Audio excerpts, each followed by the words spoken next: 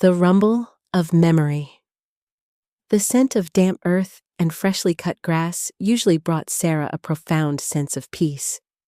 Today, however, as she knelt amongst her prize-winning dahlias, meticulously checking for early blight, a different sensation began to prickle at her. It wasn't the chill of the late afternoon air or the ache in her knees that unsettled her, but a faint, almost imperceptible tremor in the ground beneath her. It was a rhythmic thrum, a low hum that seemed to bypass her ears and resonate directly in her bones. She paused, trowel suspended over a vibrant red bloom, and tilted her head, listening intently. The usual symphony of the countryside, distant chirping of crickets, the rustle of leaves in the gentle breeze, the occasional bleat from old Mr. Henderson's sheep, faded into the background. This sound was something else entirely. It was a deep, guttural rumble, a cadence that spoke of raw power tempered by years of tireless work.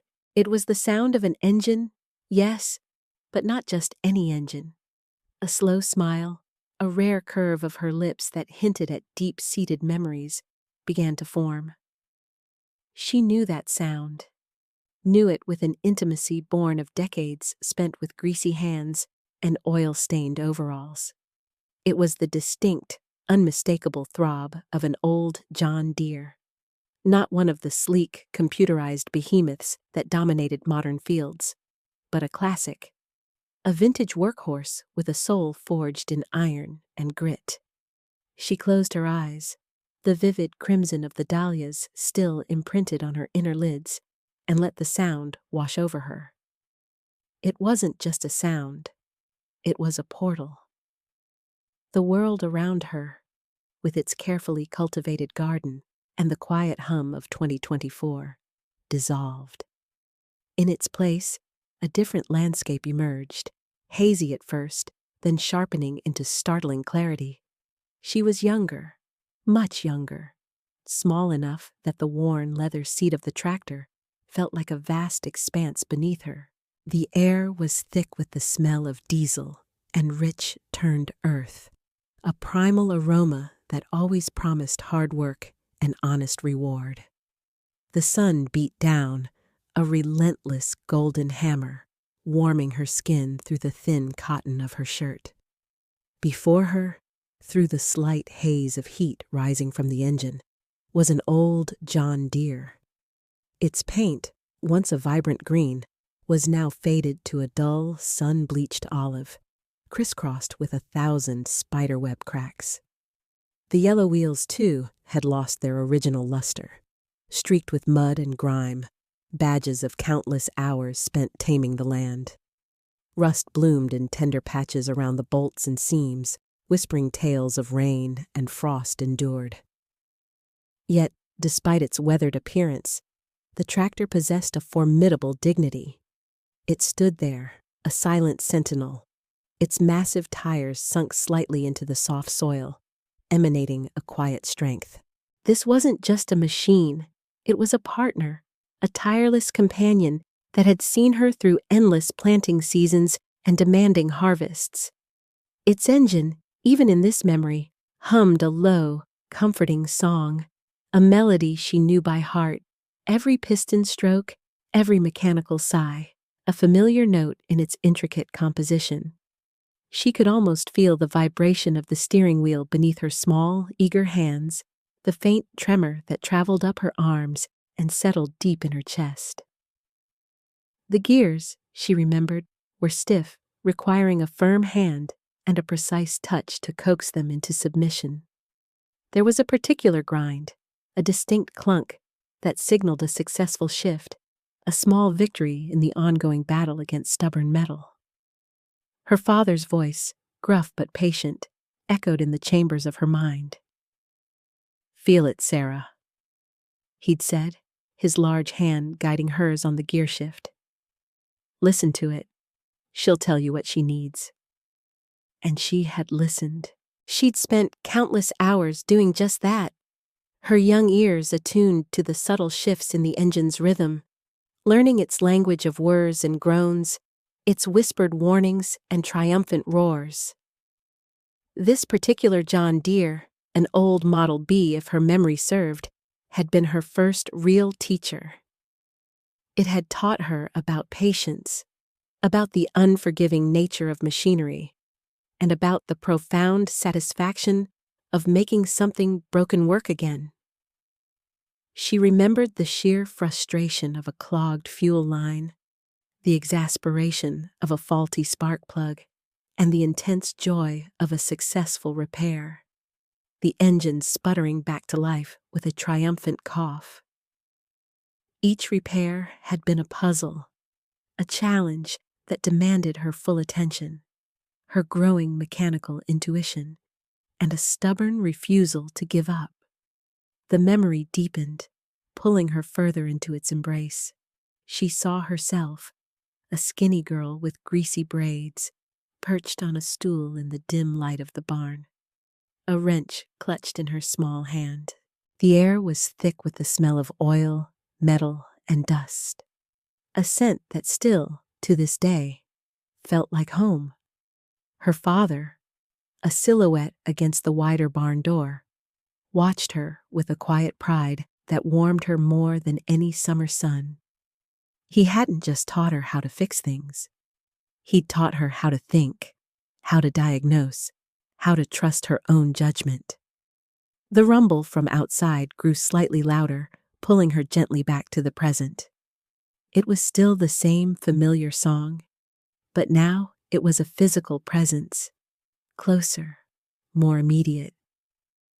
She opened her eyes, the image of the faded green John Deere lingering for a moment behind her pupils before giving way to the vibrant reality of her garden. A faint smile still played on her lips. That sound. It wasn't just a nostalgic echo. It was a call, a reminder of who she was, what she knew, and what she was capable of. For years, she'd kept that part of herself tucked away, a private treasure. The world had shifted, technology had advanced, and the simple mechanical truths she'd mastered had seemed less relevant. But that rumble, that deep, resonant throb, was proving otherwise. She pushed herself up from the damp earth, brushing soil from her jeans. The sound of the vintage John Deere was now unmistakably on her own road, approaching her property. A flicker of curiosity, tinged with something akin to anticipation, sparked in her eyes. It had been years since she'd heard an old model running so close. Was it just a neighbor passing by? Or was there something more to this unexpected symphony of memory? Whatever it was, the rumble had stirred something deep within her. A dormant energy, a readiness she hadn't realized she possessed. She walked towards the edge of her garden, a quiet determination settling into her posture, ready to see what the source of this familiar, comforting roar would reveal. She was Sarah Miller, and the song of an old John Deere still spoke to her soul. A wrench in the boys' club, the vocational school workshop, a symphony of oil, stale coffee, and a faint metallic tang, was a scent Sarah had come to equate with purpose. It was 1979. Outside, the world was a hazy hum of cicadas and the distant bleating of Mr. Henderson's sheep. Inside, however, a different energy vibrated, a low thrum of 12 or so boys already assembled. Sarah nudged the heavy steel door open, its groan a little too loud in the sudden hush. She crossed the threshold, her worn denim and plaid flannel a self-assigned uniform, starkly different from anything else in the room. Her sturdy boots scraped a faint protest on the concrete, a sound that drew every eye. A sea of male faces, from fresh-faced 16-year-olds to burly men weathered by farm work, turned to stare. The low murmur of conversation evaporated, replaced by an almost comical silence. Sarah felt the familiar flush rise, but she met their gazes steadily, her expression unreadable. She wasn't here for a popularity contest. Then, the snickers began. Low at first, like a distant current, then gaining strength, Sharp, dismissive whispers sliced the quiet. "Look who's here," someone drawled, loud enough for all to hear. "Thought this was a repair class, not a knitting circle." Another voice, higher pitched, chimed in. "Maybe she's here to make us sandwiches." Laughter rippled through a knot of boys at the back, their grins wide and self-satisfied. Sarah's jaw tightened almost imperceptibly. She continued her deliberate walk toward the front workbench, where a disassembled carburetor lay scattered. Her focus was on the task ahead, on the intricate ballet of gears and pistons, not on the narrow-minded opinions of boys who couldn't tell an engine block from a garden hoe. Mr. Henderson, whose hands bore the indelible marks of grease and whose kind eyes perpetually crinkled, stood by a blackboard adorned with fuel line diagrams.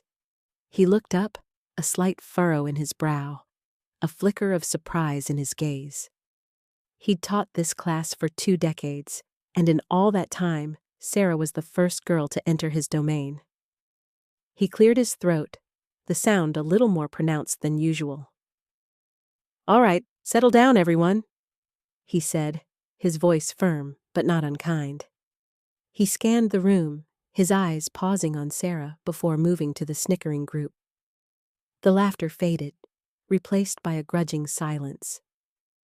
Sarah reached the workbench and set down her canvas bag, its contents, a well-worn notebook, a pencil, and a cherished set of screwdrivers from her father, clinking softly. She ignored the lingering stares, her attention already riveted on the carburetor, mentally cataloging its components. Mr. Henderson approached, a heavy wrench in hand, a standard 15/16, solid and cool. He extended it to her, his expression unreadable. For a brief moment, the workshop air seemed to thicken, the collective anticipation of the boys almost tangible. They were waiting, watching, expecting what? Her retreat? A blush? Sarah met his gaze. Her fingers, toughened by years of assisting her father with their tractor, closed around the cold steel. Its weight felt familiar, a comforting heft. It wasn't a gauntlet thrown, not to her. It was simply a tool, a promise of work to be done.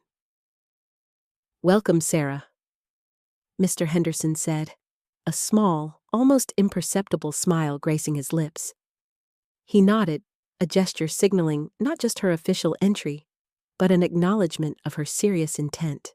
From the back, Jake Sparky Peterson, a lanky boy with an unruly mop of brown hair and a perpetually mischievous grin, nudged his friend.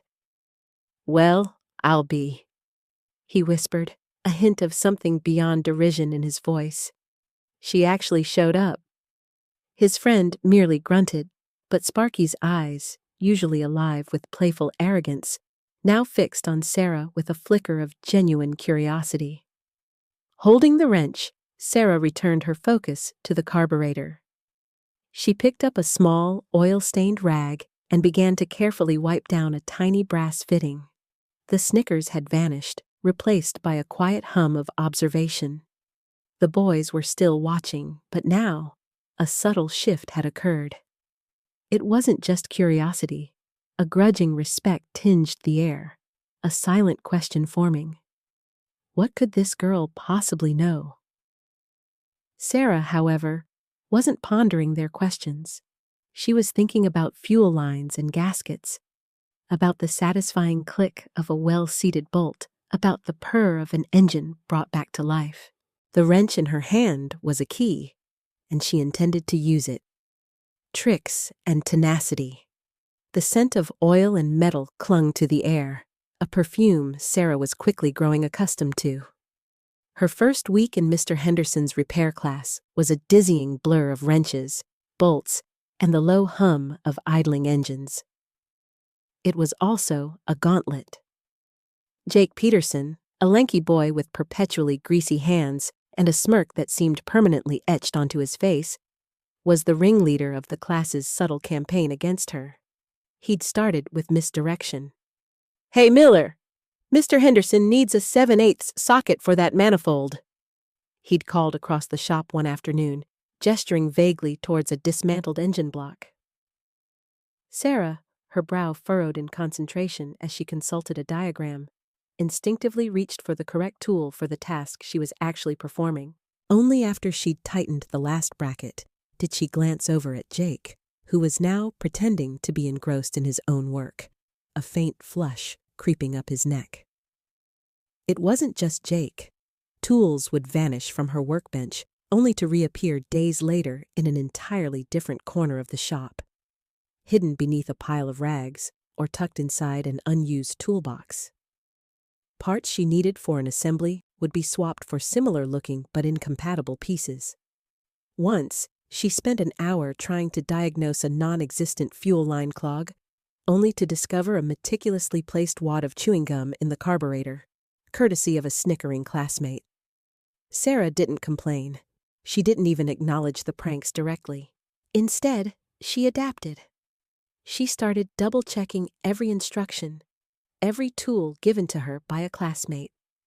Her eyes, already sharp, became even more discerning. She learned to spot the subtle discrepancies between a genuine part and a cleverly substituted one. When a tool went missing, she didn't waste time searching for it. She simply fetched another from the main supply cabinet, making a mental note of who might have taken it. Her movements became economical, her focus unwavering. She developed a system. Before tackling any repair, she'd spend 10 minutes just observing the machine, running her hands over the cold metal, identifying the key components. She'd then pull out the thick, grease-stained manuals, poring over the exploded diagrams and troubleshooting guides with a meticulousness that would put a surgeon to shame.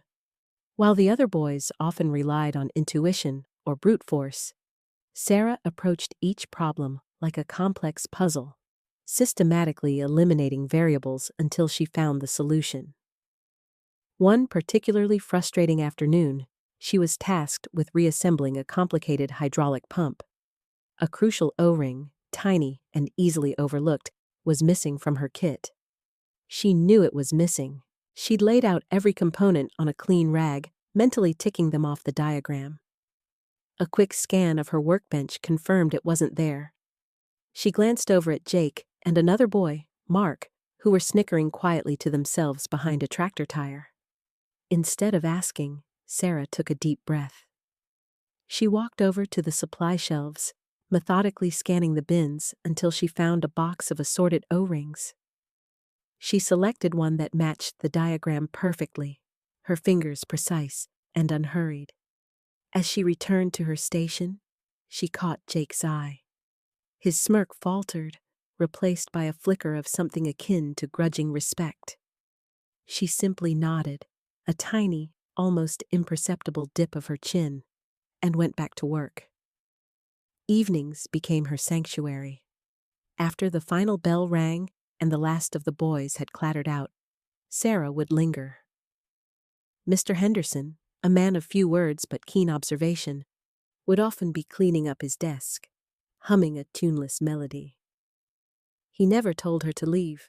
In the quiet solitude of the empty shop, with only the fluorescent lights buzzing overhead, Sarah truly came alive. She would revisit the day's lessons, taking apart and reassembling components until the movements were ingrained in her muscle memory. She'd trace the pathways of electrical wires, memorizing their color codes and functions. She'd practice identifying different types of engine knocks, listening intently to the recordings Mr. Henderson played during class. One evening, Mr. Henderson found her hunched over a dismantled carburetor, a small flashlight illuminating its intricate internal workings. "Still at it, Sarah?" he asked, his voice soft in the cavernous space.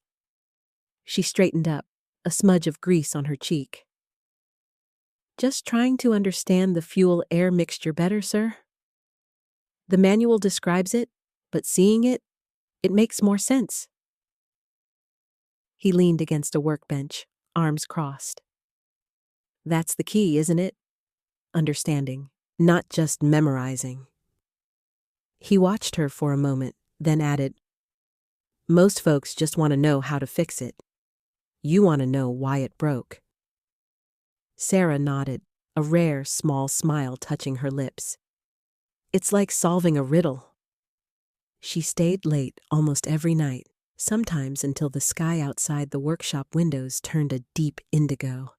The quiet hours she spent alone with the machinery were invaluable. Without the distractions, without the watchful, often hostile eyes of her classmates, she could delve deeper, explore nuances, and refine her technique. She wasn't just learning to repair tractors.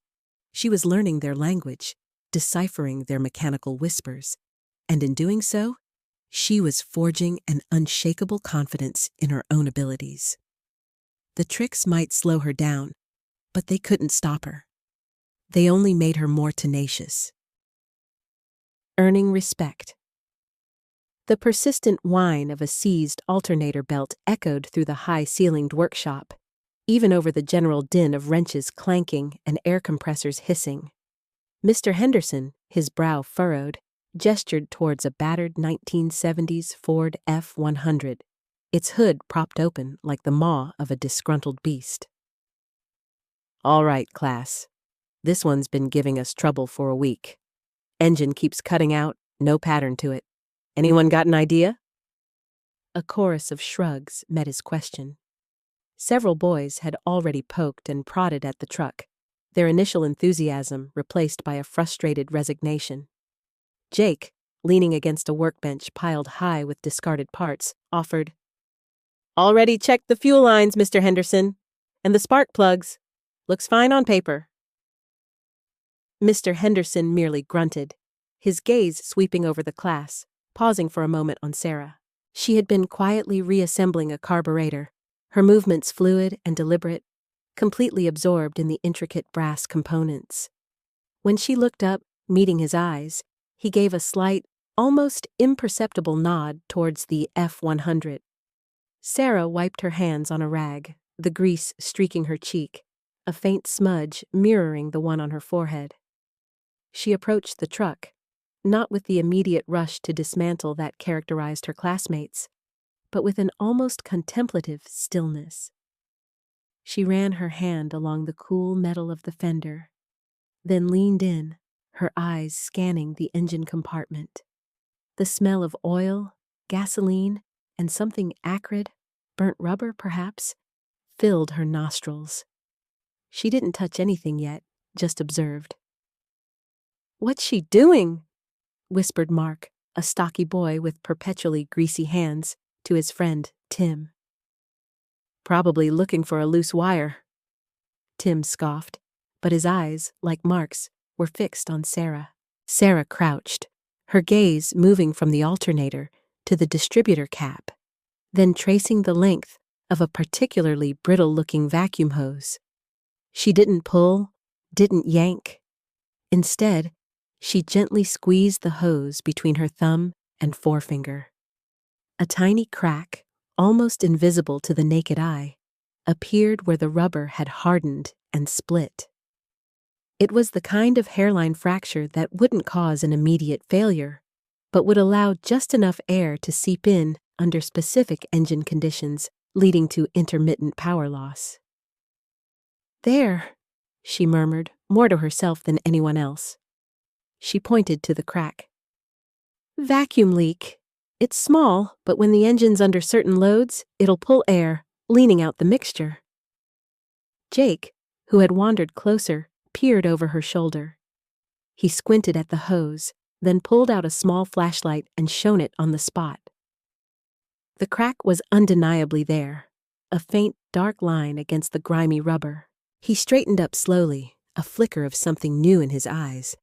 Not derision, not even curiosity, but a grudging respect. "Well, how'd you even see that?" Sarah shrugged, a slight flush rising on her cheeks. "Just looked for the odd spot. It's usually the little things." She didn't gloat, didn't elaborate. She simply picked up a new length of vacuum hose and a cutter, her movements efficient. A few other boys had gathered now, their initial skepticism giving way to genuine interest.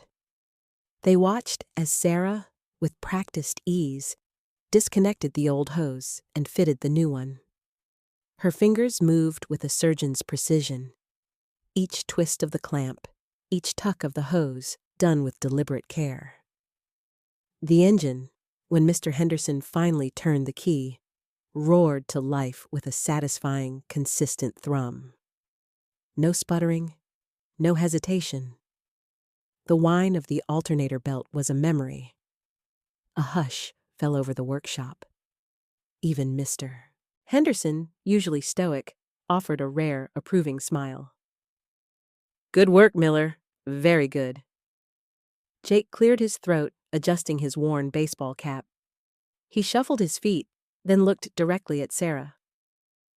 "All right, Miller. I gotta admit, that was pretty sharp. Most of us would have torn that engine apart before seeing that." His voice was low, almost reluctant, but the words were genuine. Sarah met his gaze, a small, almost imperceptible smile touching her lips. "Thanks, Sparky," she replied, using the nickname he usually reserved for himself. There was no malice in her tone, just a quiet acknowledgement.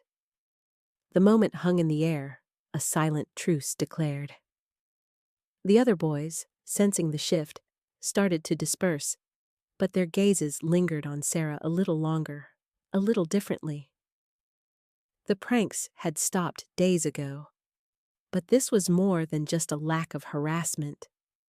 This was an invitation, unspoken but palpable, into their ranks. Sarah, wiping the last vestiges of grease from her hands, knew that the real work had only just begun, but the engine of respect had finally started to turn.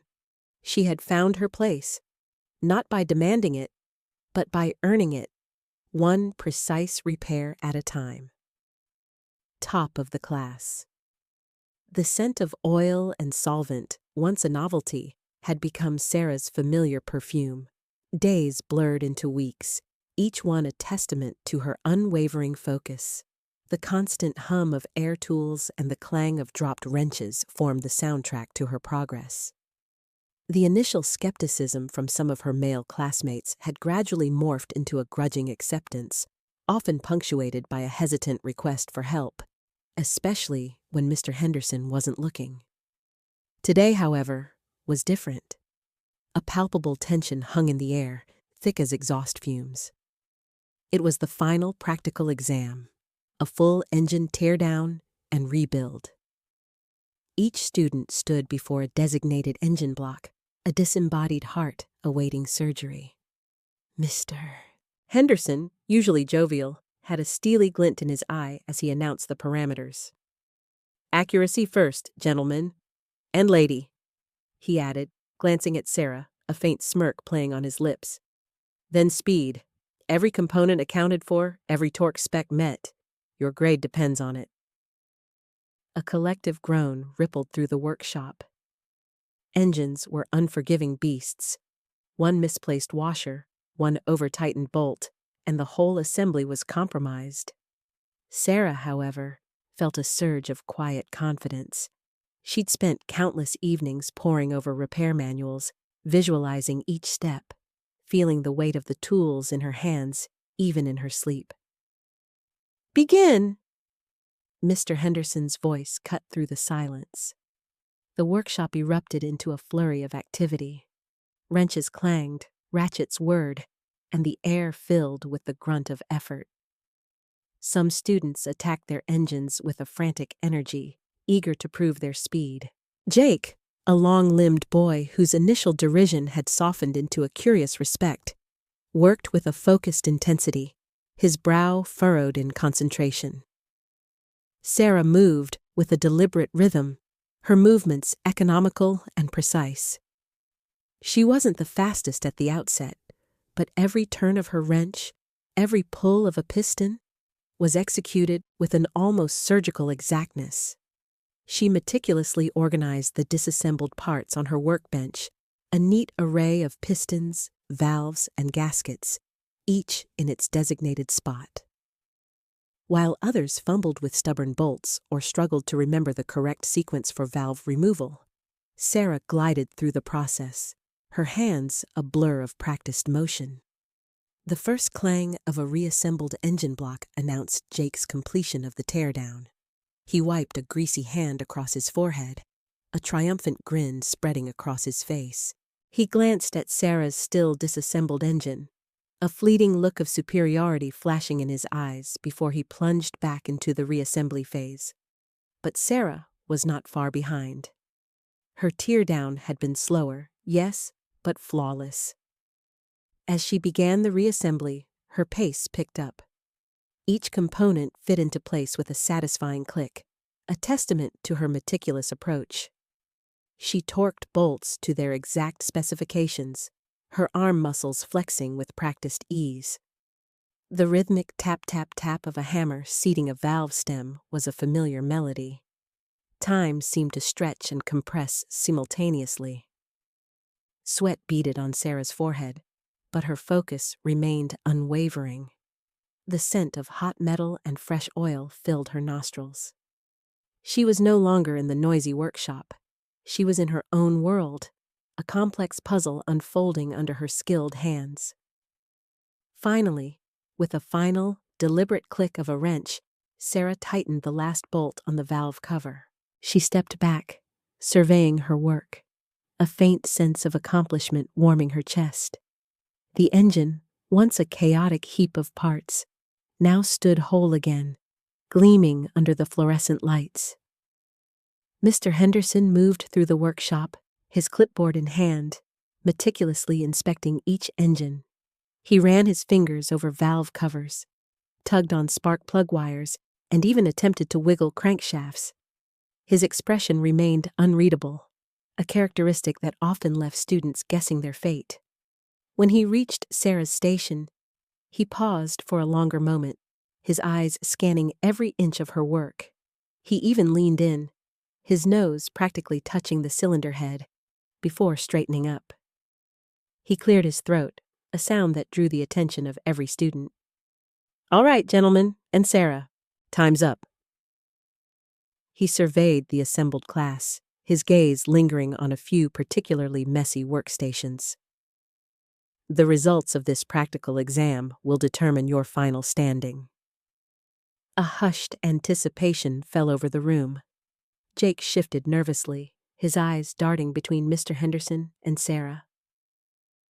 "This year," Mr. Henderson began, his voice cutting through the tension, "we had some exceptional work, and some not so exceptional." A few nervous coughs broke the silence. But one student, in particular, demonstrated a level of precision and efficiency that truly set them apart. He paused, letting the suspense build. Sarah stood quietly, her hands tucked into the pockets of her oil-stained overalls, a calm exterior masking a flutter in her stomach.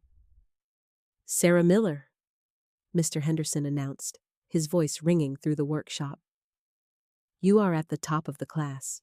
Not only did you complete the engine rebuild with impeccable accuracy, but your speed, particularly in the reassembly phase, surpassed every other student. There isn't a single component out of place, not a single bolt improperly torqued." A ripple of murmurs spread through the class. Jake's jaw dropped slightly, a mixture of surprise and grudging admiration in his eyes. He exchanged a glance with a few of his friends, a silent acknowledgement of Sarah's undeniable skill. Mr. Henderson walked over to Sarah, a rare smile gracing his usually stern face. "Miller, you've proven that dedication and a keen eye for detail are worth more than brute force and assumptions. Congratulations." Sarah felt a blush creep up her neck, but she met his gaze with a small, confident nod. The hum of the workshop, the smell of grease, the camaraderie of the class, it all coalesced into a moment of hard-won triumph. She wasn't just in the class anymore. She was leading it, a life of fixing.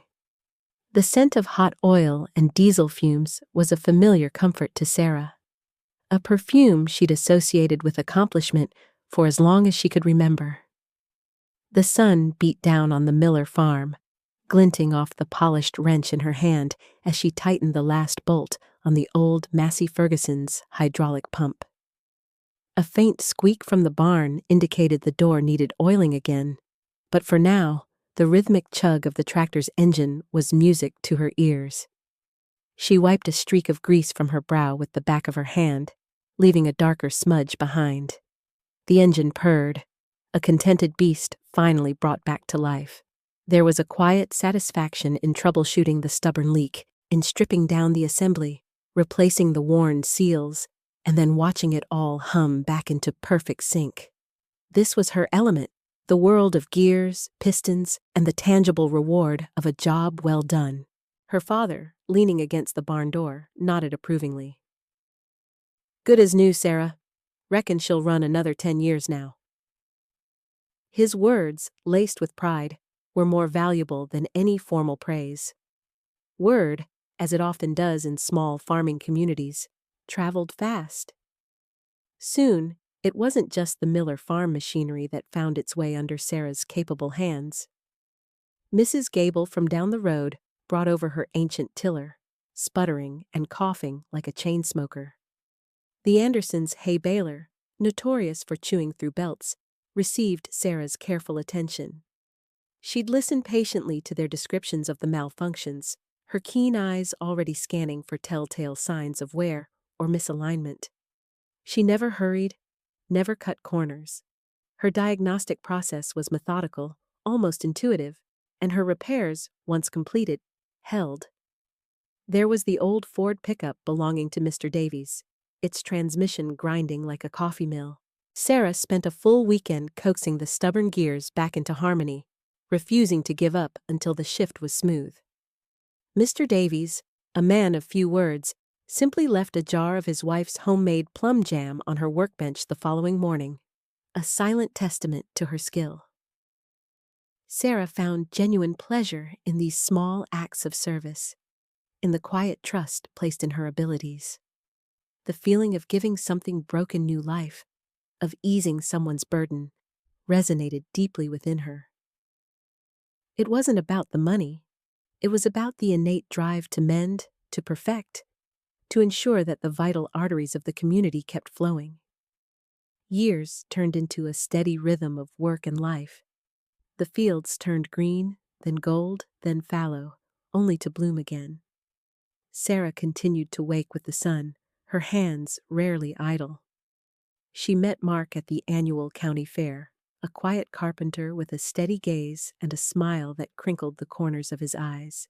He watched her fix a sputtering generator at the livestock tent, not with surprise, but with an admiring curiosity that spoke volumes.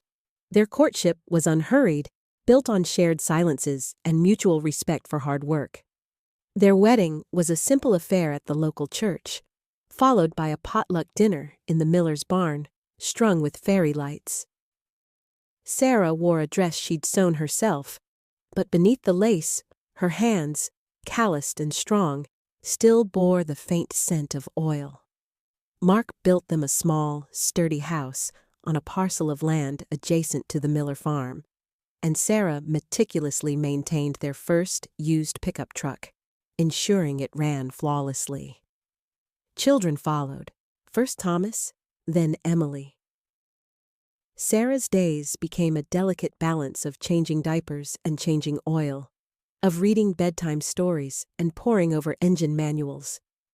The workshop, once solely her domain, now echoed with the occasional childish giggle or the clatter of a dropped toy.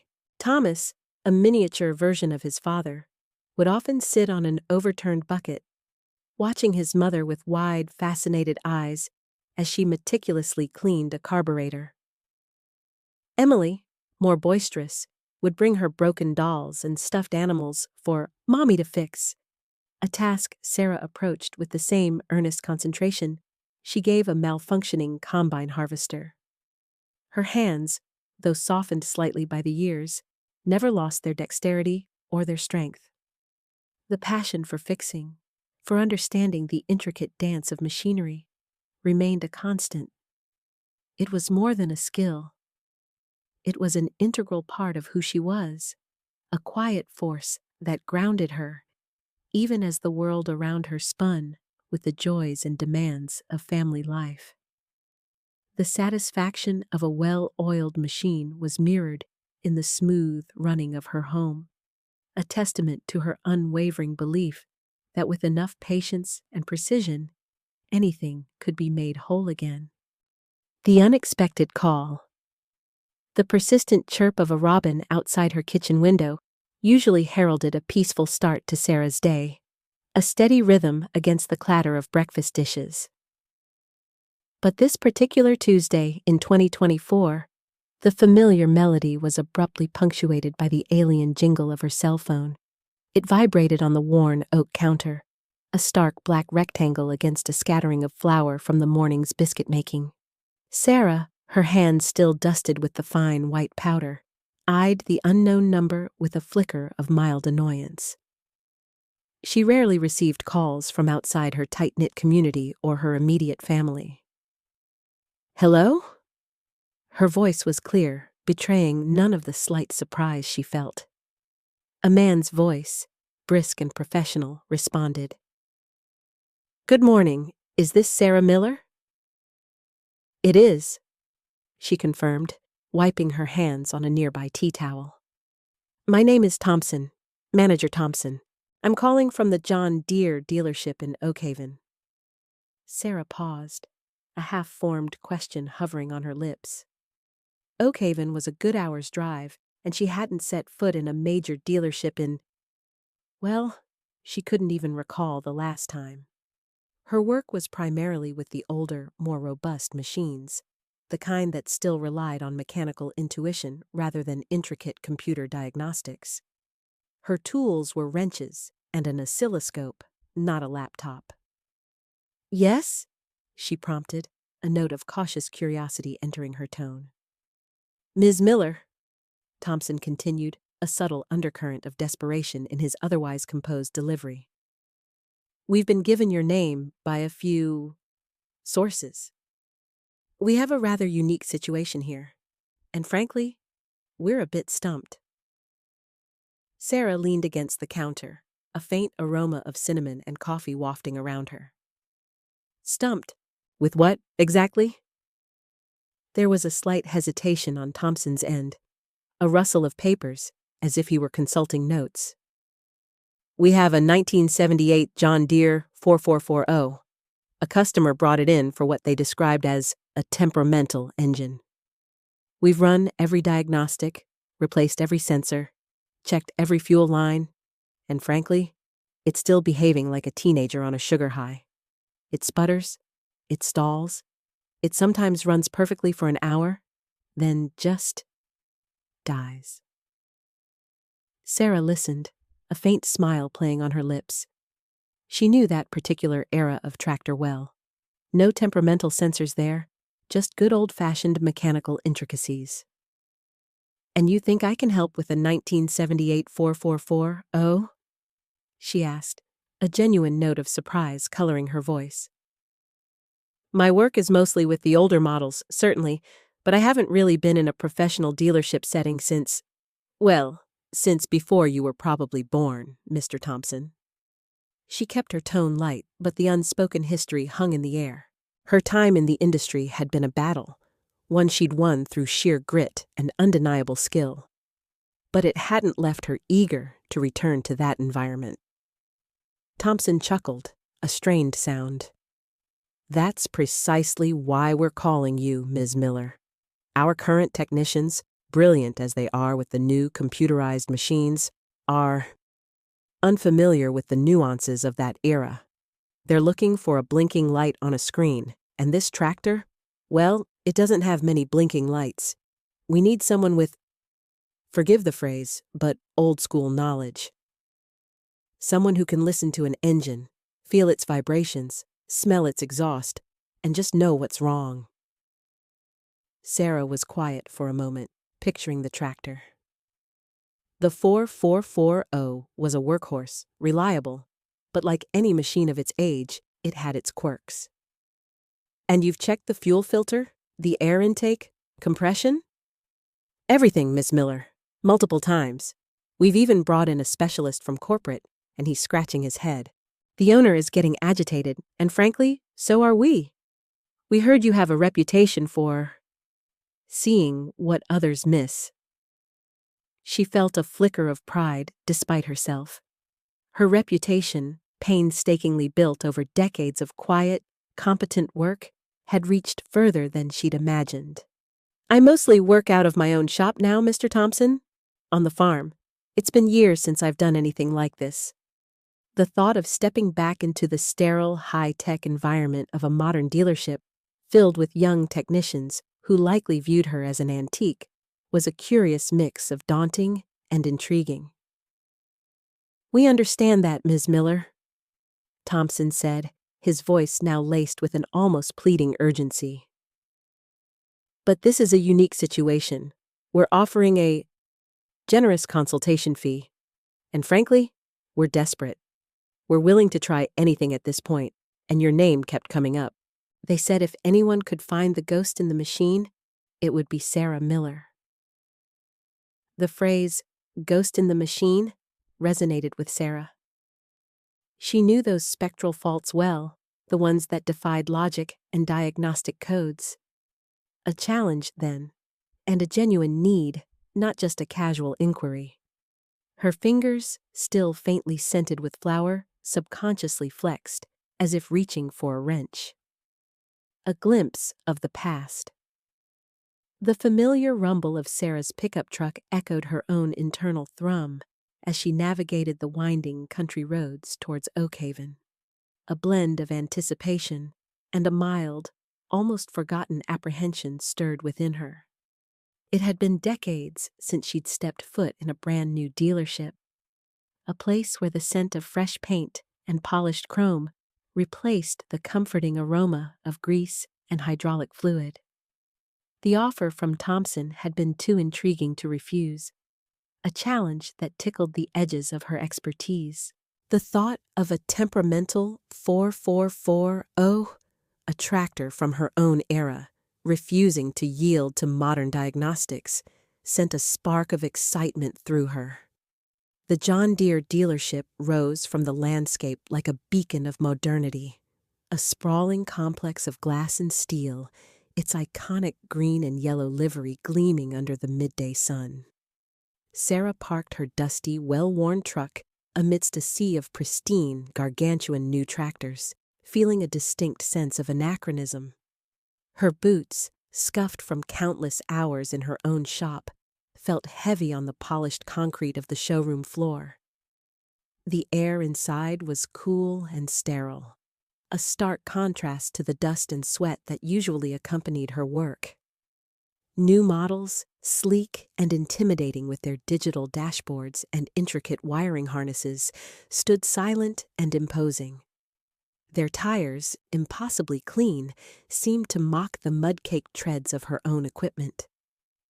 A subtle disquiet settled over her.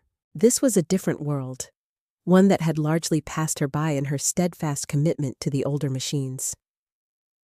She felt a little out of place, a relic herself in this gleaming temple of agricultural advancement. Manager Thompson, a man whose crisp polo shirt and perfectly coiffed hair seemed perpetually untouched by grease, spotted her almost immediately. He strode towards her with an outstretched hand, a relieved smile easing the lines of worry around his eyes. "Sarah, thank you so much for coming. I can't tell you how much we appreciate this." His grip was firm, professional. "Thompson?" she acknowledged, her voice a little rougher than she intended in the quiet showroom. "Just Sarah is fine. So, where's this ghost you've got?" He chuckled, a short, nervous sound. "Right this way. Caleb, one of our best techs, has been wrestling with it." He gestured towards a far corner of the expansive service bay, an area slightly dimmer, less frequented. As they walked, the hum of fluorescent lights and the distant whir of machinery replaced the showroom's hushed reverence. Sarah's senses, attuned to the subtleties of mechanical life, began to re-engage. The faint, underlying scent of diesel and oil, though cleaner than what she was used to, was a welcome relief. In that corner, shrouded in a thin film of dust that seemed to defy the dealership's immaculate standards, sat the 1978 John Deere 4440. Its once vibrant green paint was faded, scarred with the honest abrasions of a working life.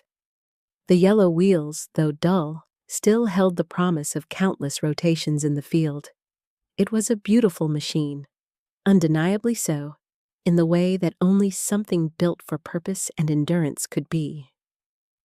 A young man, perhaps in his mid-20s, with bright, intelligent eyes and a smudge of grease on his cheek, was hunched over the engine, a modern diagnostic tablet clutched in his hand.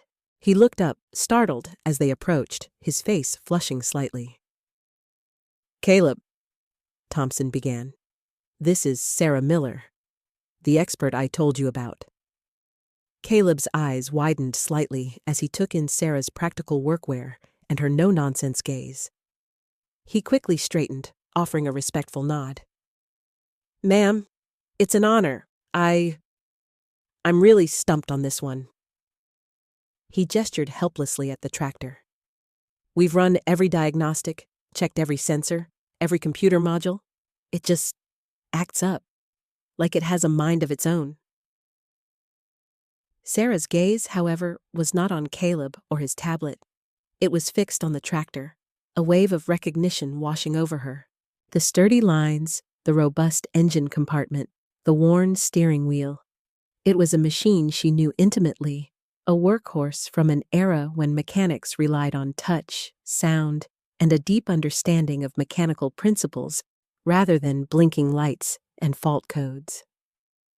"Computer module?" she murmured, a faint smile playing on her lips. "On a 78 4440? She stepped closer, running a hand over the cool, dusty metal of the fender. "This old girl wouldn't know a computer module if it drove over one." The tractor seemed to hum faintly in response, a silent greeting from a familiar friend. Caleb looked confused, then a little embarrassed. "Oh, right, it's just, we're so used to everything having them now. I guess I just assumed there was some kind of onboard logic controlling things." He gestured vaguely at the tractor's interior.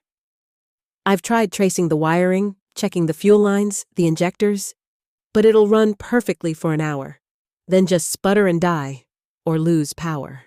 Then it'll start up again, no problem, and run fine for another day. There's no pattern." Sarah nodded slowly, her eyes scanning the engine bay, already formulating a mental map of its inner workings. The tension in the air, the collective frustration of the dealership's best, was palpable. But for Sarah, standing beside this mechanical ghost of the past, a different feeling bloomed. A comfortable familiarity, a sense of coming home. This was her language, her era, her challenge. The ghost in the machine, indeed, and she had a feeling she knew exactly where to look. The master's touch. Sarah's gaze drifted over the formidable 4440, a faint, knowing curve on her lips. This wasn't a challenge for a screen. It was a conversation she understood intuitively. From her back pocket, she drew a pair of well-worn, oil-stained leather work gloves, pulling them on with a familiar snap. Caleb's synthetic gloves, she noted, lay abandoned beside a pristine toolbox, a stark contrast to her own metal box resting on the concrete, a weathered relic against the dealership's gleaming chrome. "All right, let's uncover your secret," she murmured to the tractor, her voice a surprising softness amidst the overhead hum. She moved efficiently, her eyes not merely scanning surfaces, but seemingly penetrating the very steel. Caleb observed, notepad in hand, a blend of skepticism and dawning curiosity on his face. He'd spent exhaustive hours studying wiring diagrams and sensor readouts, yet the tractor remained stubbornly inert. Sarah unlatched the hood, revealing the colossal diesel engine. Despite modern ventilation, The air still carried the faint, comforting aroma of aged fuel and warm metal. She leaned in, not immediately reaching for a tool, but rather listening, inhaling, absorbing the machine's silent story. Her fingers, even through the worn leather, seemed to perceive the subtle, dormant vibrations. She traced a fuel line, then a bundle of wires, her head tilted slightly. "You've likely checked fuel pressure, injectors, glow plugs, the whole 9 yards, I presume?" Sarah inquired, her gaze still fixed on a component deep within the engine's intricate heart. Caleb nodded. "Triple check, ran diagnostics. We even pulled some injectors for manual inspection. Everything tests within spec. That's what's so maddening. It'll fire up sometimes, run roughly for a bit, then just die. Other times, it won't even crank." Sarah grunted, a sound of recognition rather than judgment.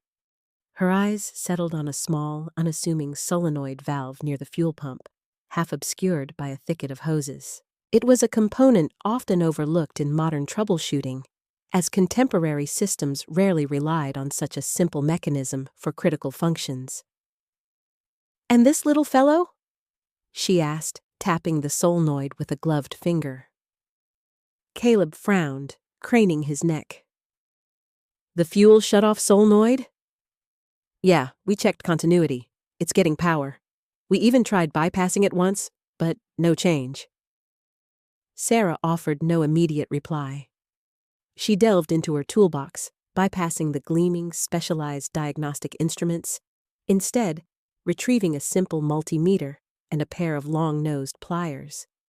Carefully, she disconnected the electrical lead to the solenoid, then, using the multimeter, checked the resistance across its terminals. The reading was erratic, fluctuating wildly. "Aha!" she breathed, a spark in her eye. "You're getting power, all right. But is it holding power?" Caleb's brow furrowed. He hadn't considered an intermittent internal fault in a component that still showed some continuity. His training emphasized complete failures or consistent out-of-spec readings. Sarah then applied a direct 12-volt current from a portable battery pack she invariably carried, listening intently. A faint click, then silence. She repeated the action. This time, the click was hesitant, weak. "She's sticky," Sarah declared, a triumphant note in her voice. "That solenoid's failing intermittently. It'll open sometimes, close sometimes, but it's not reliably staying open under load. That's why it's so temperamental. It's like a faulty gatekeeper to the fuel supply." Caleb stared at the solenoid as if seeing it for the first time. The elegant simplicity of the diagnosis, after weeks of intricate troubleshooting, was almost mortifying. "But it showed good continuity when we tested it," he mumbled, still grappling with the implications. "Continuity doesn't always guarantee reliability," Sarah patiently explained. "Especially with older electrical components. Age, vibration, heat cycling, they all take their toll. Sometimes it's a hairline crack in the coil, sometimes it's corrosion that creates just enough resistance to make it fail under operating conditions. Modern systems would flag a specific fault code for this. But this old girl? She just grumbles and dies." With a few swift, practiced movements, Sarah unbolted the ailing solenoid. It was a straightforward replacement, a part that might cost less than $100. She reached into her toolbox again, producing a new, gleaming solenoid, identical to the old. "Always keep the essentials handy," she remarked, noting Caleb's surprise. "You never know when a simple part will unlock the problem." Within minutes, the new solenoid was in place, its electrical lead reconnected. Sarah stepped back, wiped her hands on a rag, and looked at Caleb. "All right, let's see if we can coax a proper roar out of her." Manager Thompson, who had been hovering nervously nearby, took a step closer, his eyes wide with anticipation. Sarah climbed into the driver's seat, a familiar posture, not quite sitting, but settling into the worn plastic. She turned the key. There was a beat of anticipation, a collective held breath in the cavernous service bay. The big diesel engine cranked, a powerful rhythmic beat. Then, with a sudden, authoritative cough, it burst into life. The sound was deep, resonant, filling the space with a vibration that resonated in the chest. It wasn't just running, it was purring, a strong, steady rumble that spoke of raw, untamed power. The engine idled flawlessly, a symphony of well-timed combustion. Caleb stood transfixed, his mouth slightly agape, watching the tractor that had defied him for so long now hum contentedly. Manager Thompson exhaled a relieved sigh, a broad smile spreading across his face. Sarah, still in the cab, offered a satisfied nod, a quiet triumph in her eyes. "There you go," she said, cutting the engine with a flick of the key. "Just needed a master's touch." She climbed down, wiping her hands once more. The tractor, now silent, seemed to exude a newfound confidence.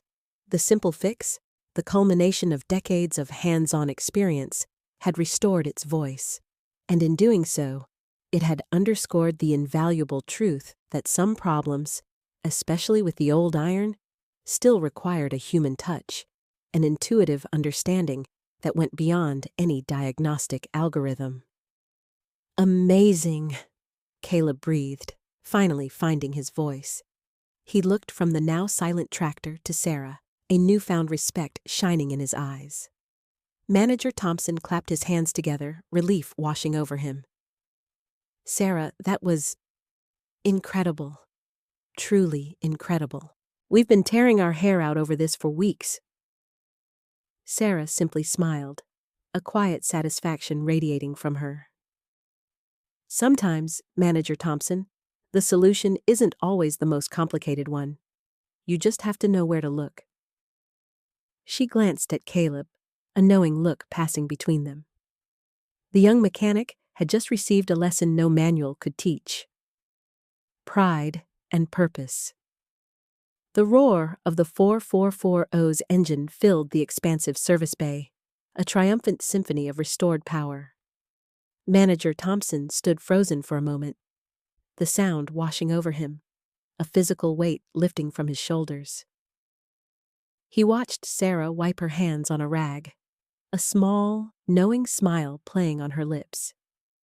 She hadn't gloated, hadn't even met his gaze, simply moved with a quiet efficiency that spoke volumes.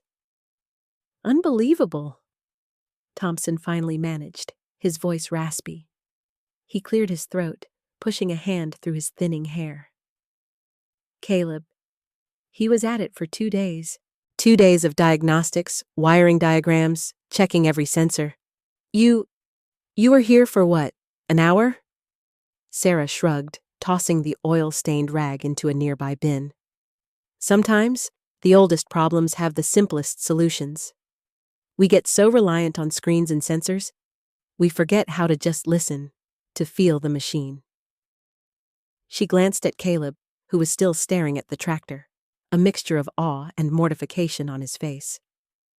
"No offense, son. You're good with the new stuff. This old girl just needed a different kind of ear." Thompson's gaze sharpened, a calculating glint entering his eyes. He'd watched her work, the way her fingers moved over the engine, not just touching, but understanding. Her ability was undeniable, a rare commodity in a world increasingly reliant on automated troubleshooting. "Sarah," he began, stepping closer, his voice dropping to a more serious tone. "What you just did? That's invaluable. We're losing mechanics with your kind of experience, your kind of instinct. Everything's moving towards computer modules and proprietary software. But these older machines, they're still out there. They still break down." He paused, taking a deep breath. "We need someone like you here, full time." Sarah turned, her blue eyes meeting his, a faint amusement dancing in their depths. The offer hung in the air, a heavy, unexpected proposition. The whirring of the overhead ventilation system suddenly seemed louder, the distant clang of metal from another bay more pronounced. "A position here?" she asked, a faint lift to her eyebrow. Thompson nodded eagerly. "Absolutely, whatever you need. A dedicated bay for older equipment, flexible hours, competitive pay, full benefits, you name it. We could really use your expertise. Think about it, Sarah. You could mentor our younger guys, teach them what you know, bridge that gap between the old ways and the new." He gestured around the pristine, modern dealership, the rows of shining new tractors. "We're growing. We're always looking for the best." Sarah's gaze drifted past him, taking in the gleaming floors, the brightly lit showroom visible through the large glass doors. It was all very impressive, very new, so different from the dusty, well-worn comfort of her own farm shop, where every tool had a history, every grease stain a memory. She smiled then, a soft, almost wistful expression that softened the lines around her eyes. "It's a generous offer, Manager Thompson, truly, and I appreciate it more than you know." She paused, letting her words sink in. "But my shop, that's where I belong. That's my life. I've built it piece by piece, just like I've built my reputation." Thompson's face fell slightly, a flicker of disappointment crossing his features. "But a steady income, a team to work with, no more chasing parts all over the county?" "Independence," Sarah countered gently. "That's worth more than any steady paycheck to me. The freedom to work on what I choose, when I choose, to be my own boss, to set my own hours, to be out in the field sometimes when a farmer really needs me, not just stuck in a bay." Her eyes held a distant look, as if recalling countless sunrises and sunsets spent under the hood of a struggling machine, the smell of diesel and earth in the air. This is a fine operation you have here, but it's not for me." He tried again, a desperate plea in his voice. "Even part-time? Just a few days a week? For those really tricky jobs, the ones that stump everyone else?" Sarah shook her head, a firm but gentle resolve in her posture. "My time is my own, Manager Thompson. And my skill, it's not something I can parcel out. It's a part of who I am, intertwined with my way of life." She picked up her toolbox, the familiar weight a comforting presence in her hand. "But thank you, truly. It's good to know my old ways still have value." She gave him another genuine smile, then turned and walked towards the service bay door, her steps confident and unhurried. The aroma of fresh oil and hot metal, so prevalent in the dealership, seemed to cling to her, a faint aura of her craft. As she passed Caleb, she offered him a small, encouraging nod. He returned it, a newfound respect dawning in his eyes. Stepping out into the cool afternoon air, the buzzing fluorescent lights of the dealership faded behind her. The sun, though low in the sky, still cast a warm glow across the parking lot. Sarah took a deep breath, the crisp air filling her lungs. Her heart felt full, not with regret, but with a quiet, profound satisfaction. The offer, though declined, was a powerful validation. It wasn't just about fixing a tractor. It was about proving the enduring power of hands-on knowledge, the wisdom gleaned from years of grime and grit. In a world hurtling towards digital solutions, her unique brand of old-school mastery had not only prevailed, but had been actively sought out, coveted even. As she climbed into her pickup, the familiar scent of worn vinyl and the faint tang of diesel fuel enveloped her. She started the engine, the rumble of familiar comfort. Driving away from the sleek modern dealership, She looked in her rearview mirror for a moment. The glass facade reflected the setting sun, a fiery orange against the blue sky.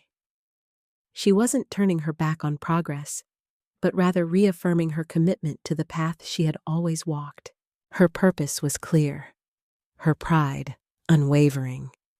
She was Sarah Miller, mechanic, and her shop, her farm, her independence.